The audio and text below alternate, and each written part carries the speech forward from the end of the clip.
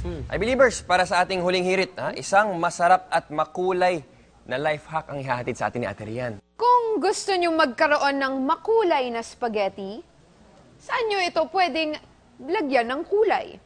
A. Sa plato. B. Pichel. O C. Resealable bag. Kung ang sagot mo ay C. Resealable plastic bag, tama ka. Ganito lang yan. Lalagyan nyo ng food color, ang tubig. Tapos hahaluin nyo yung pasta noodles.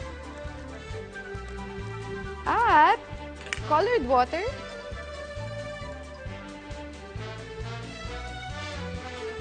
Dito sa plastic bag. Shake, shake, shake, shake. Yan. Tapos, isi-strain nyo na lang ito at ilagay nyo sa plato at magkakaroon na kayo ng colored spaghetti! Ang galing naman! Oh, lagyan natin ng sauce. Binilin siya kahat. Okay. O, tikman mo na. Tikman natin, Try tikman nyo. natin. Meron daw.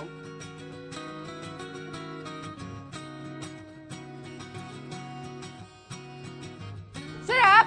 Sarap. Yay!